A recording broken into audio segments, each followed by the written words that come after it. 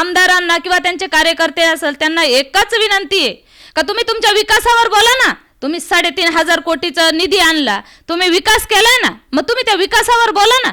तुमच्याकडे आहे ना मुद्दे. तुम्ही आरोग्य दूते, तुम्ही कुठं काय केलं, कुठं पाणी आणलं, कुठं सभा मंडप दिले, कुठं रस्ते केले, ते लोकांना दाखवा ना. तुम्ही ताईंच्या बद्दल वाईट साईड चर्चा करता. कोणाचाही मुलगा गेला तर कोणी पण रडल ना.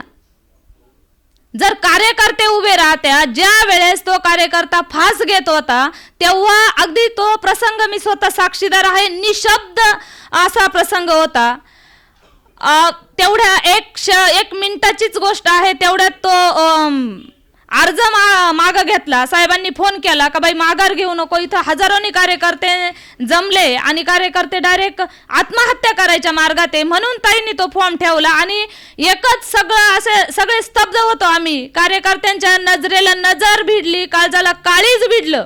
वातावरण एवढं एकदम असं त्यावेळेस स्तब्ध होतं. आणि मग ताईंनी तो अर्ज थांबवला आणि उमेदवारी त्यांची थांबवली. ताई उभे राहिल्या, ताईंच्या मागं कार्यकर्ते ना. ताई कोणाची निंदा करता का? तुम्ही आमदार होता, आम्ही काही म्हणतो का?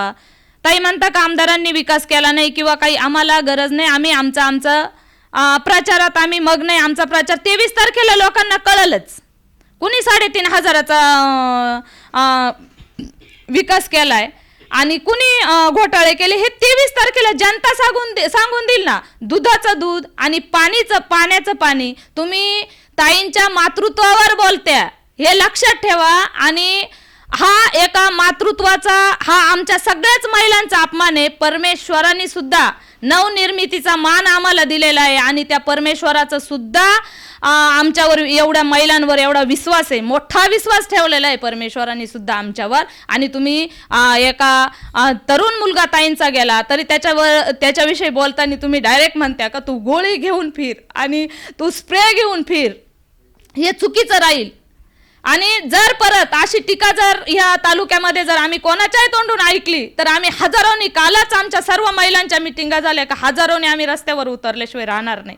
तुमचा जर विकास आहे ना आमदार साहेब, तर तुम्ही विकासावरच बोलावं. तुम्ही काय सांगत्या का संदीप गुळवेचं तिकीट कापलं, काय ताईंनी खोसकर साहेबांचं तिकीट कापलं. वा रे वा, स्वतःचं ठेवायचं झाकून आणि दुसऱ्याचं पाहायचं वाकून.